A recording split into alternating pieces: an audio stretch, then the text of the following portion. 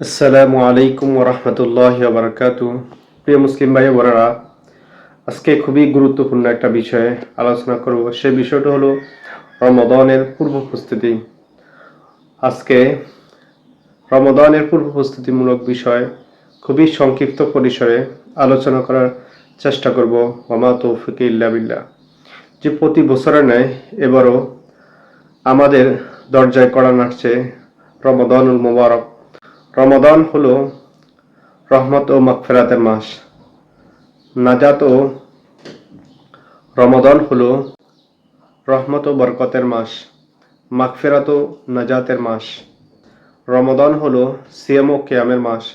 রমাদান হলো তারাবি ও তাহাজ্জুদের মাস। রমাদান হলো দান সাদাকার মাস।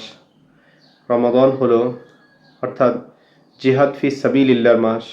রমাদান আত্মসংযম ও আত্মশুদ্ধির মাস।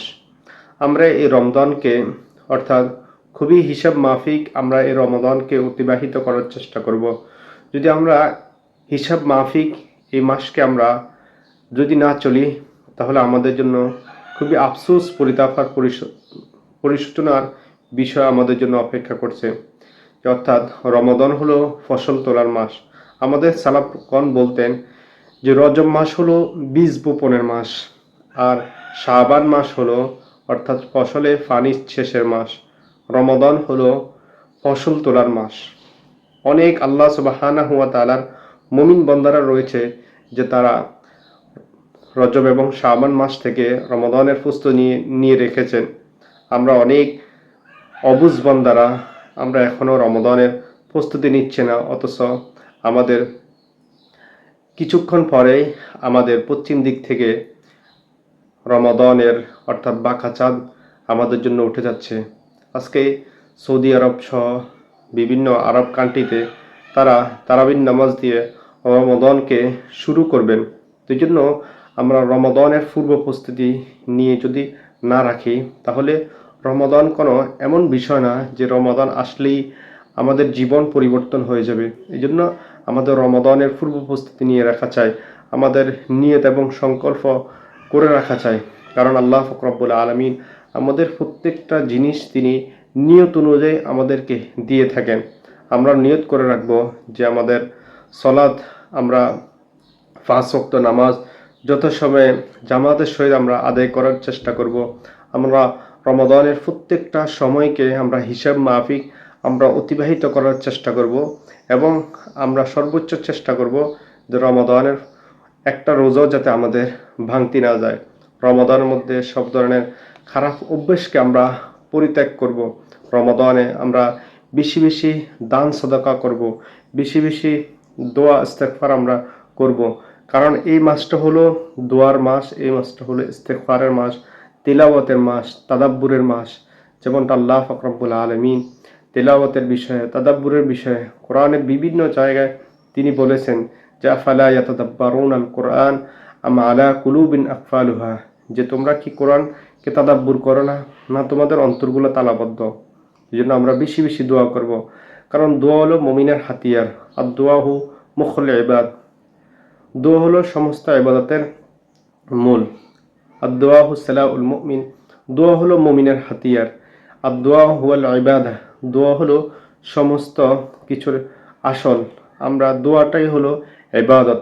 আমরা বেশি থেকে বেশি আল্লাহ তাআলার কাছে দোয়া করব যে আল্লাহ তাআলা যাতে আমাদেরকে জান্নাতুল ফিরদাউস নসিব করে এবং আমাদেরকে জাহান্নাম থেকে মুক্তি দান করে।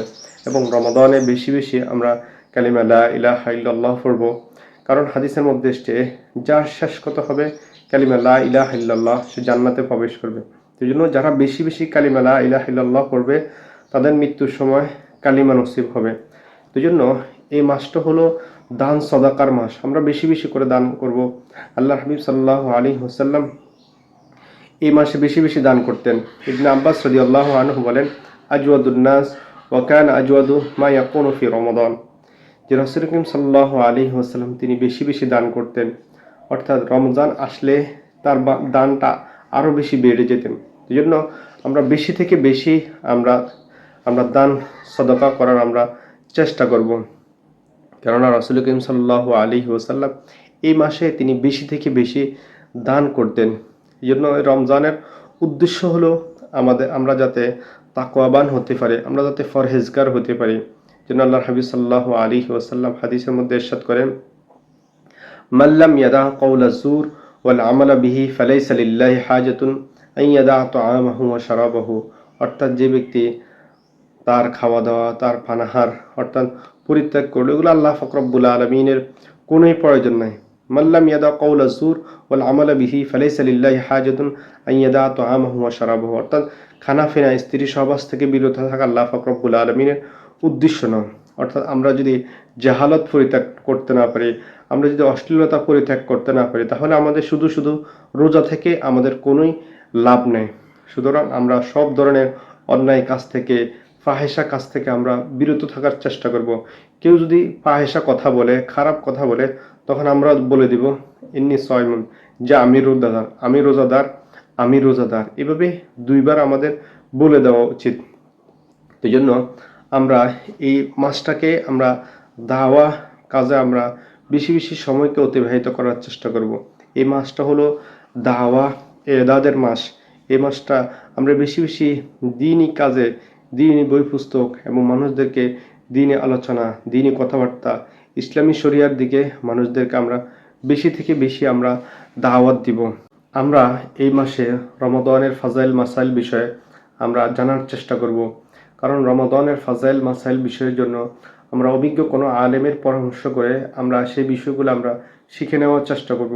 এবং রমাদানে আমরা চেষ্টা করব যে ফাজাইল মাসাইল বিষয়ে আমরা আলোচনা ব্যবস্থা করব, যাতে আমরা রমাদানের ফাজাইল এবং মাসাইল বিষয়গুলো আমরা জেনে নিতে পারি। এবং আমরা এই রমাদানের সব ধরনের খারাপ অভ্যাস থেকে আমরা বেঁচে থাকার চেষ্টা করব।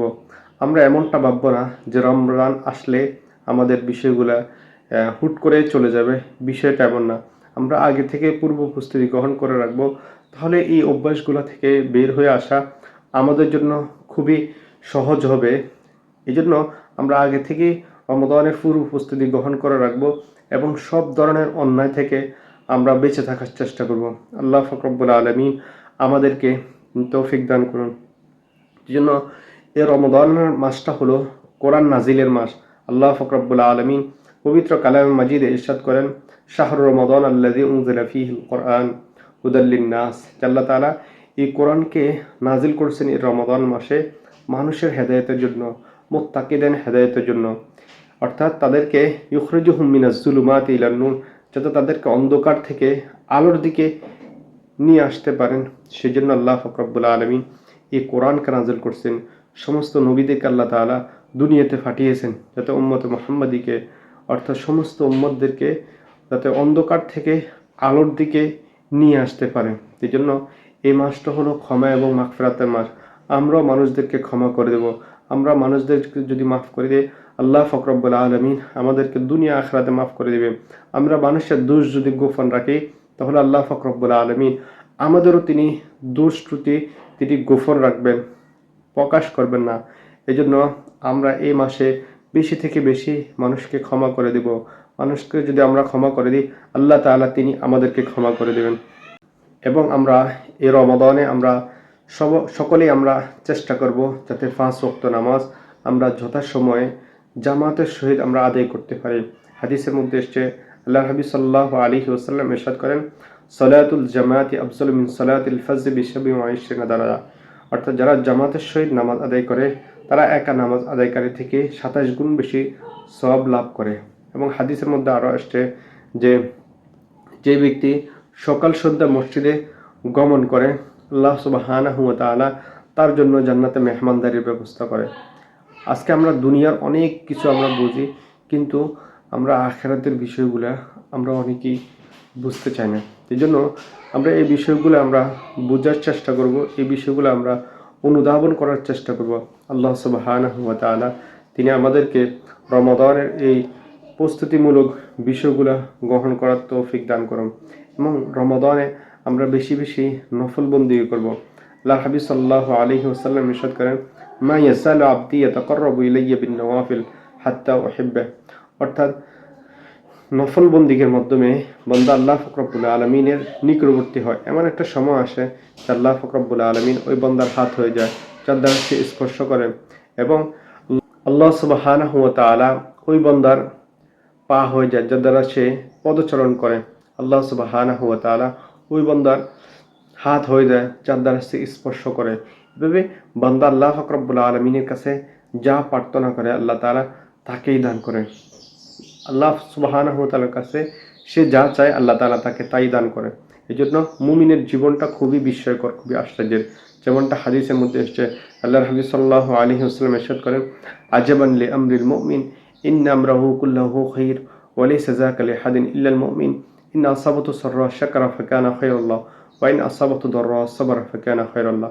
যে মুমিনের জীবনটা খুবই বিস্ময়কর, খুবই আশ্চর্যের, সেটা মুমিন ব্যতীত কেউ অর্জন করতে পারে না।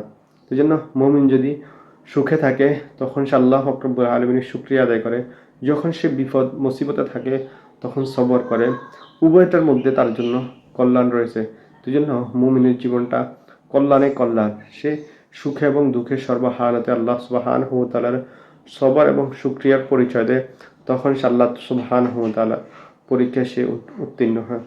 আল্লাহ সুবহানাহু ওয়া তাআলা আমাদেরকে বিষয়গুলো বুঝে এবং সে অনুযায়ী আমল করার তৌফিক দান করুন। ওয়া মা আলাইনা ইল্লাল বালাগ।